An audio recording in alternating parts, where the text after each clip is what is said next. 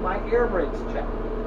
The air brakes check, before I do that test, I would make sure that if I was not on level ground, I would chock my wheels. Right now we're on level ground, so I don't have to worry about chocking my wheels. And I'm going to move to step one. Step one of the air brakes test is the governor cutoff. The way that I'm going to do that is I'm actually going to fan air out using the service brake until it gets down to below 100, so around 90 psi. I'm going to stop, and then I'm going to let air build up, and I'm going to listen for the governor to cut off. The governor should cut off between 120 and 140 psi. So here we go. I'm going to fan out some air. And as you can see, I fanned out some air, and it went down to 90, and now it's just slowly building up.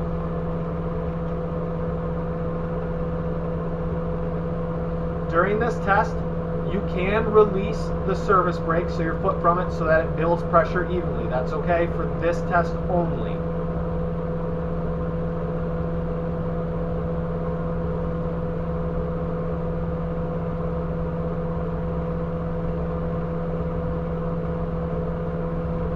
As you can see, we're almost up to 120 here.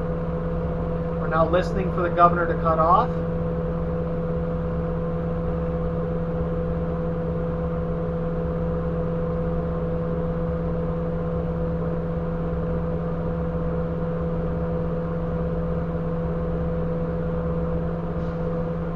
Alright, hopefully you just heard that. We could hear it in here. That was at 125 psi. The governor cut off and is working properly.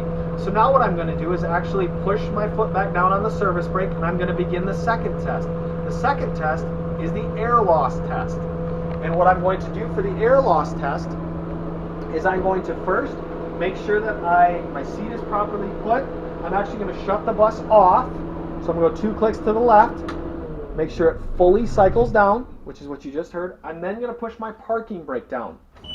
What you're going to hear is these bells and whistles go off in the bus. That reminds me that I actually need to turn the bus 2 clicks back on. So I need the ignition to come back on.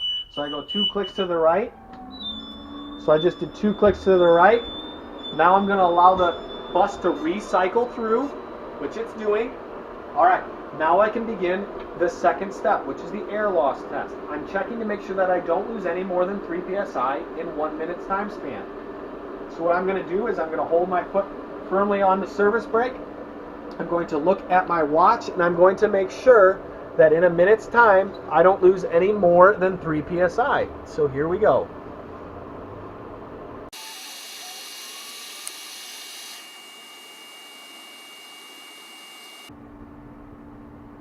Alright, as you can see, we lost 0 psi in that entire minute, which means there is no air loss and the system is working properly.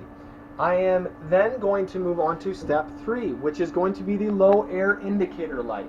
And the way that that works is I want to make sure that the low air indicator light, which is going to come on up here on this bar, comes on no less than 60 psi. The way I'm going to do that is I'm actually going to fan air out using the service brake. I'm going to watch up here as I fan air out, and then once the light comes on and stays on, I will then check my air pressure gauge down here to make sure that it's above 60 psi. So here we go. I'm going to fan some air out. I'm watching up here to make sure that that light comes on, and when it stays on, oops. All right, you can see right there, low air brakes. The light is on and stayed on. And if you come down here, you'll notice that it came on before 60 psi. It came on actually more like 78 psi, which means it's working properly. I'm now going to move on to the last step of the air brakes test, which is the spring brake / emergency brake. That means that I'm going to check to make sure that the spring / emergency brake, which is also the parking brake in this case, pops up between 20 and 40 psi. Now I will let the instructor know that for most of our buses it actually pops up before 60 psi because we're carrying people. We're not carrying cargo, so it's more important that that brake pops earlier than later. So what I'm going to do is fan air out of the system. Once that pops, once I'm watching this to pop, I'm going to look back here and see where did it pop at. So here we go. I'm going to fan some air out. Big pushes. Fan air out.